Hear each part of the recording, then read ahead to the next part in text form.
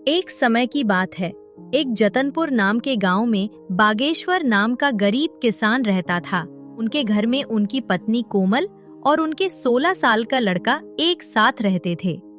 बागेश्वर को सिर्फ खेती करने आती थी।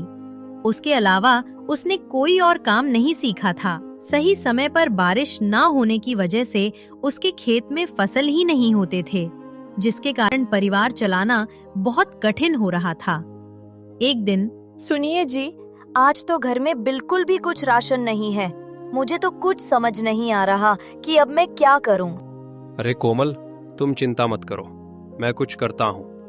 बस इतना कह के बागेश्वर घर से चला जाता है। रास्ते में, हे राम, ये कैसा समय आ गया है प्रभु। मेरे घर में राशन का एक दाना तक नहीं है। चलो, मैं और मेरी कोमल तो भूखे पेट रह लेंगे, लेकिन मेरे बेटे का क्या? मैंने तो केवल खेत में मेहनत करना सीखा है, लेकिन उसमें भी बारिश सही समय पर ना होने की वजह से खेत में फसल नहीं हुई। अब मेरे पास जमींदार से उधारी पैसे लेने के अलावा कोई दूसरा रास्ता नहीं है। बागेश्वर अपने गांव के जमींदार के पास जाता है। जमींदार हीरालाल बहुत शातिर और चालाक किस्म का इंसान है, जो हमेशा हर किसी को बेईमानी से लूटने के बारे में सोचता रहता है। अरे आवा आवा बागेश्वर भैया, और बताओ कैसे आना हुआ है? क्या बताऊं जमींदार जी, बहुत खराब समय से गुजर रहा हूं। देखिए ना, अब बारिश समय से ना होने पर खेत की सारी फसलें बर्बाद हो चुकी हैं। घर में अनाज का एक दाना भी नहीं है, इसलिए आपसे कुछ पैसे उधार लेने आया हूं।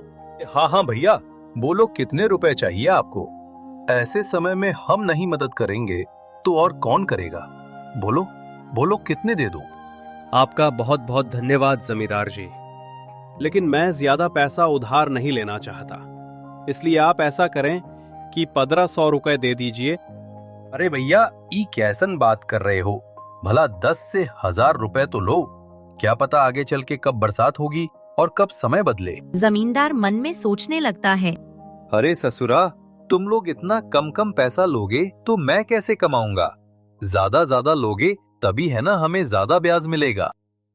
यहाँ बागेश्वर भी सोचने लगा। आखिर अब मैं क्या करूं? वैसे ये कह तो ठीक ही रहे हैं, पता नहीं कब भगवान की हम जैसों पर दया होगी। एक काम करता हूं, 10,000 ले लेता हूं। अच्छा ठीक है, तो जमींदार भाई, 10,000 पे कितना तक ब्याज लेंगे आप? देखो बागेश्वर भैया, 10,000 के 10% प्रति महीना। लेकिन आप तो अपने ही आदमी हैं, आपस में क्या धंधा करें? चलो आप 8% दे देना। हे भगवान, 8% प्रति महीना तो हमारे लिए बहुत ही ज्यादा ब्याज है। ले तो लेंगे, लेकिन चुकाएंगे कैसे? अगर नहीं लूंगा तो मेरा बेटा नकुल भूखा ही रहेगा। चलो ले ही लेता हूं। अगर भगवान की यही मर्जी है तो यही सही। अरे बागेश्वर भैया का हुआ क्या सोच रहे हैं? ब्याज के बारे में तो नहीं सोच रहे हैं? हाँ जमींदार भाई, इतना ब्याज कैसे? अरे कौन हो, चिंता की बात नहीं है। देखिए, आप तो अपने हैं, आराम से चुकाइएगा। कहिए क्या कहते हैं? अच्छा ठीक है, दे दीजिए। बागेश्वर उस जमींदार से 10,000 रुपए उधार ले चला जाता है। चलो अब जल्दी जल्दी बाजार से राशन और नकुल के लिए कुछ खाने को ले लेता हूँ। आज मेरा बेटा तो खुश हो जाएगा। बागेश्वर जल्दी जल्दी बाजार से सामान लेके घर के लिए वापस हो जाता है।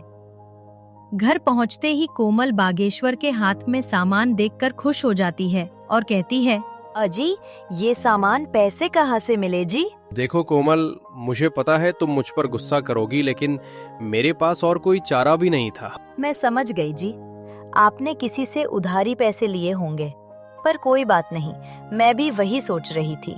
लेकिन ऐसे समय में गांव में किसी के पास देने के लिए पैसे नहीं हैं, तो क्या आप जमींदार से उधारी पैसे लेके आए हो? हाँ कोमल, लेकिन तुम चिंता मत करना, भगवान के घर देर है, अंधेर नहीं। अभी इस वक्त मेरे बेटे से बढ़ के और कुछ नहीं है। हाँ, आप कह तो सही रहे हो, लेकिन वो जमींदार बहुत चालाक और बेईमान है। वो बहुत ज्यादा ब्याज लेता है और समय पर पैसे ना देने पर खेत या घर छीन लेता है। आपने कितने रुपए उधार लिए? मैंने तो एक रुपए 5,000 ही मांगे थे, पर उसने कम से कम 10,000 या उससे ऊपर लेने बोला, इसलिए मैंने 10,000 ले लिए। सुनो ना कोमल, अब मेरे बेटे के आने का टाइम हो गया है। मैंने ये कुछ सामान लाया है, जाओ सबके लिए कुछ अच्छा सा बना दो। जी, आज तो मेरा बेटा खुश हो जाएगा। इतना कह के कोमल रसोई में चली जाती है। कोमल ने बहुत ही स्वादिष्ट खाना बनाई। खाने की खुशबू पूरे घर में महक रही थी। वाह कोमल, तो अपने बेटे की मनपसंद खीर बना रही हो। दोपहर में नकुल घर आ जाता है। अपना पसंदीदा खाना देखकर वो बहुत खुश हो जाता है। बड़े दिनों बाद बागेश्वर के परिवार में आज सभी के चेहरे पर खुशी थी। माँ, खाना तो बहुत बहुत ज्यादा स्वादिष्ट था। आज तो सच में माँ, मजा आ गया। अच्छा पापा, मेरे दोस्त सोमनाथ ने आज मुझे बुलाया है। कह रहा था कि आज वो मुझे अपने पापा से मिलवाने वाला है, इसलिए मैं वहां जा रहा हूँ। 1-2 घंटे में वापस आ जाऊंगा। ठीक है बेटा, जाओ, लेकिन संभल के जाना और संभल के आना, ठीक है? हाँ पापा, आप फिक्र मत करो, मैं अच्छे से जाऊंगा और अच्छे से आऊंगा। इतना कह के नकुल घर से निकल जाता है। भगवान, मैं जानता हूं कि हमारे खेत में थोड़ा भी फसल नहीं हुआ है और मेरे पिताजी सिर्फ मेरे लिए पैसों का इंतजाम किए हैं। भगवान जी, कृपया कुछ ऐसा कीजिए कि मैं अपने माता पिता की चिंता दूर कर सकूं। नकुल भगवान से प्रार्थना करते हुए अपने दोस्त सोमनाथ के घर पहुंचा।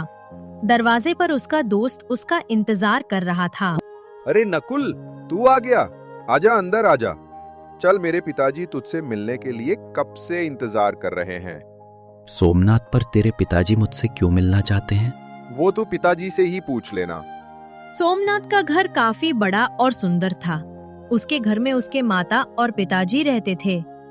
सोमनाथ अपने पिताजी से अपने दोस्त नकुल के बारे में बताया था कि उसके पिताजी बहुत कड़ी मेहनत करते हैं, खेत में घंटों काम करते हैं, लेकिन पैसे की वजह से परिवार में बहुत टेंशन है। आओ बेटे।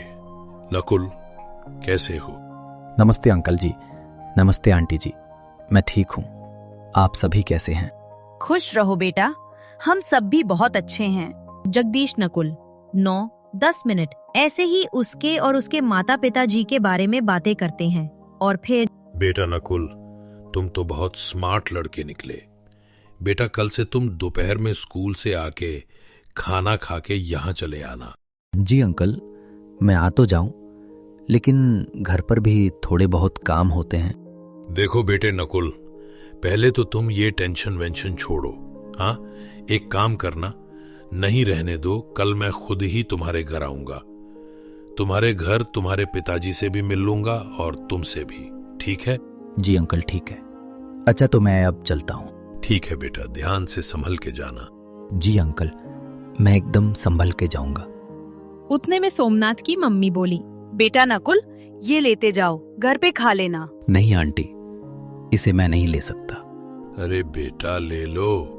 देखो तुम्हारी ममता आंटी ने कितने प्यार से दिया है।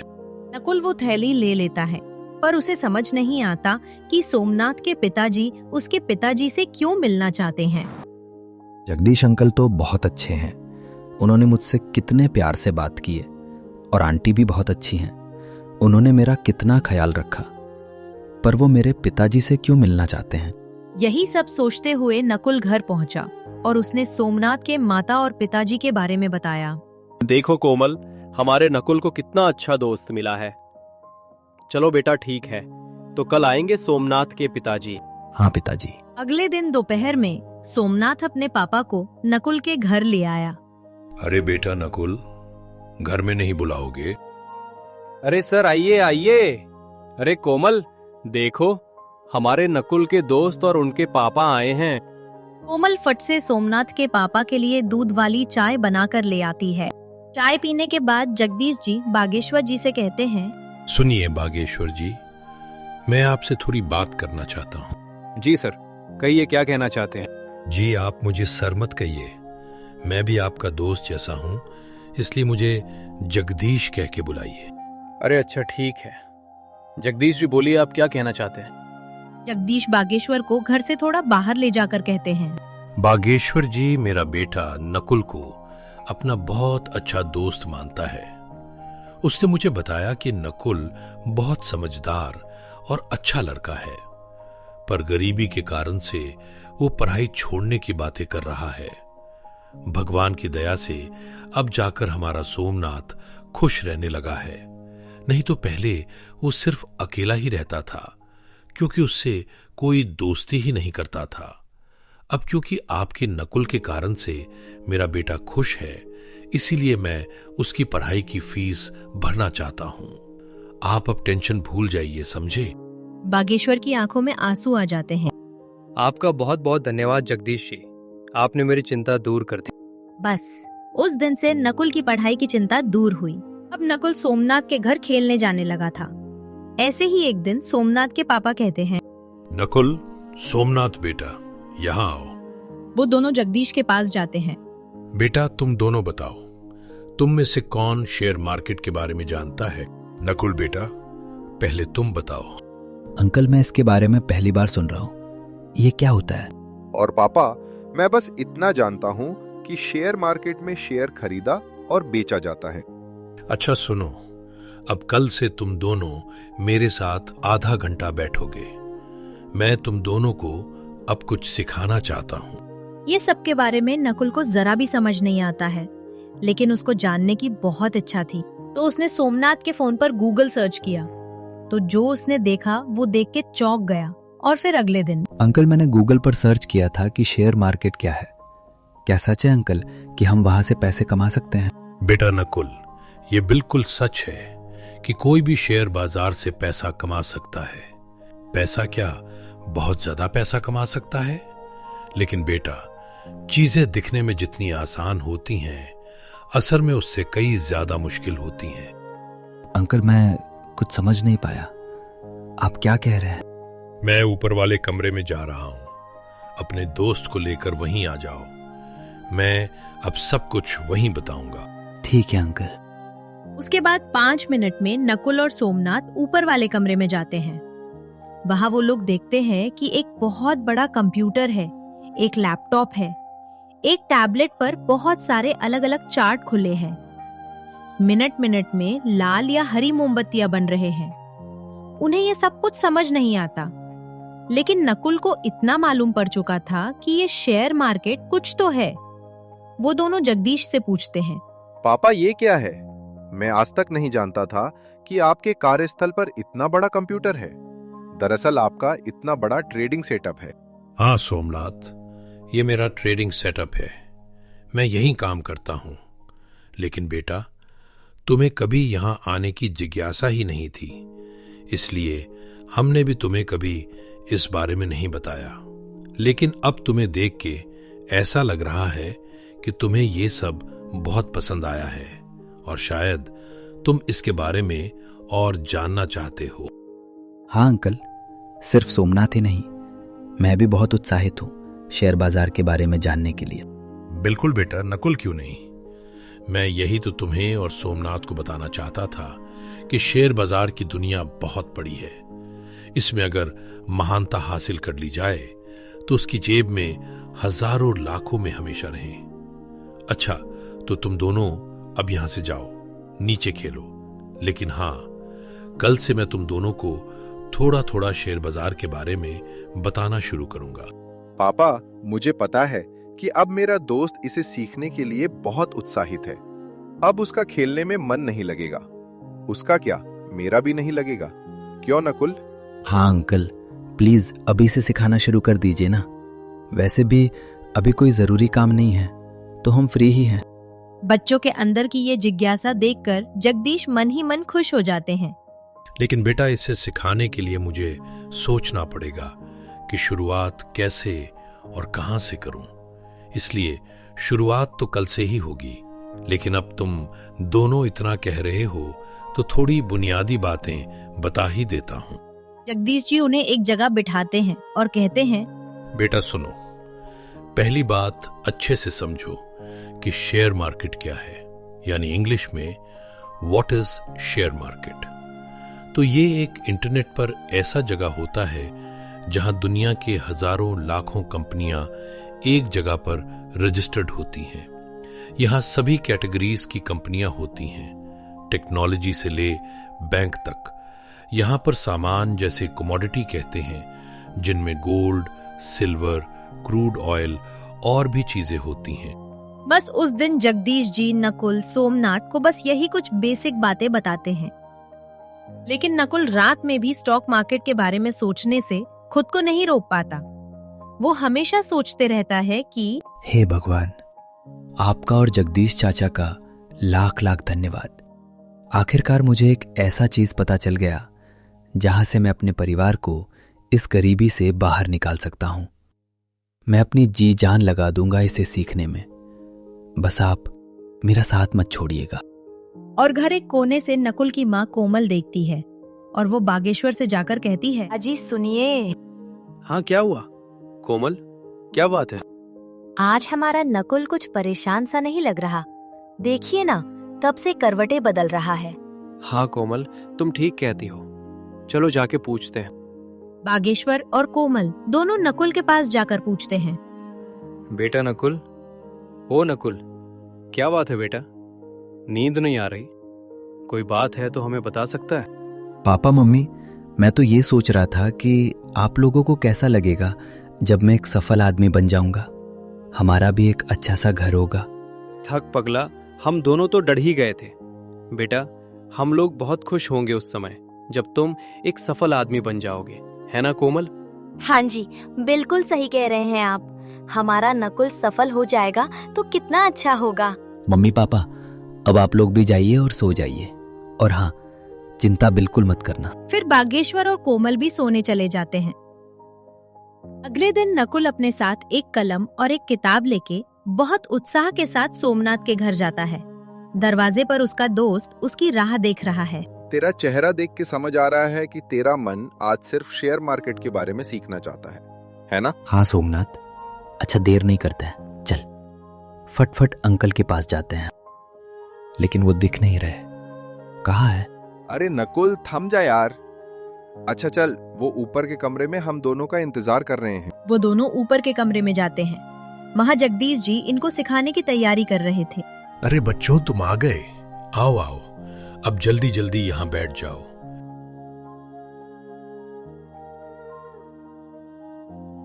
मैं आज तुम्हें कुछ एग्जाम्पल के साथ सिखाऊंगा कि रियलिटी में मैं मार्केट में कैसे ट्रेड करता हूं। देखो बच्चों, मार्केट में आपको दो टाइप के लोग मिलेंगे।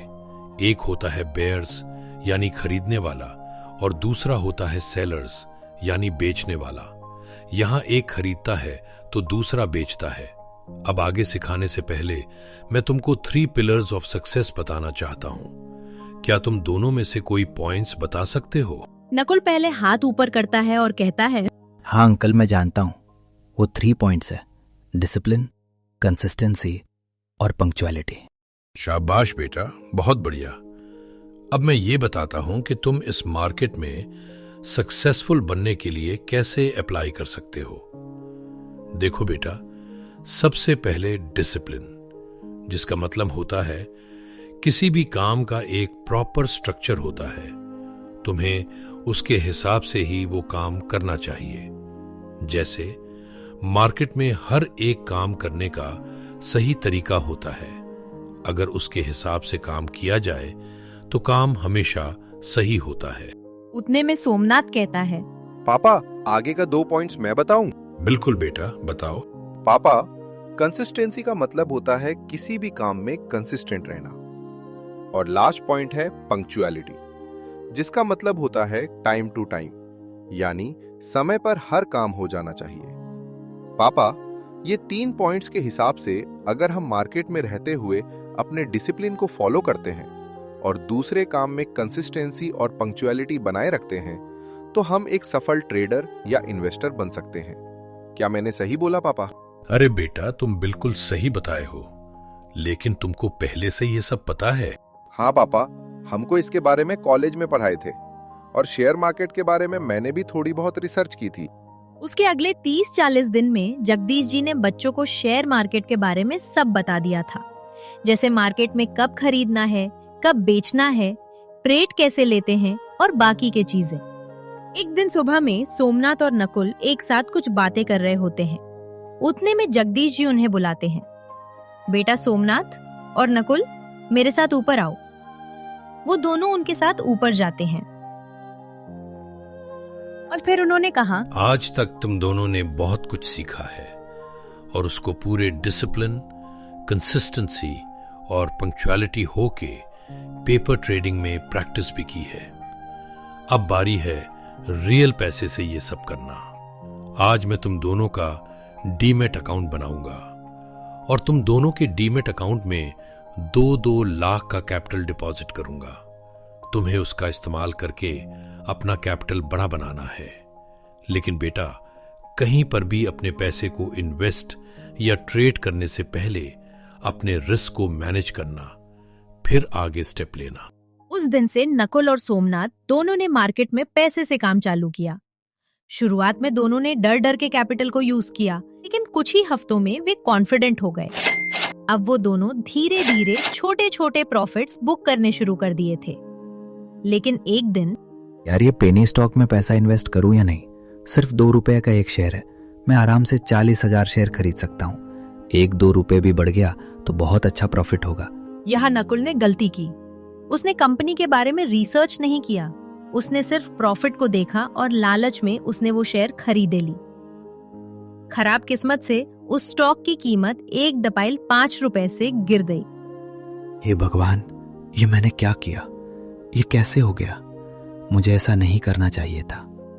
मैंने अपने रिस्क मैनेजमेंट पर ध्यान नहीं दिया, डिसिप्लिन को फॉलो नहीं किया। 45,000 का नुकसान। अब मैं क्या करूं?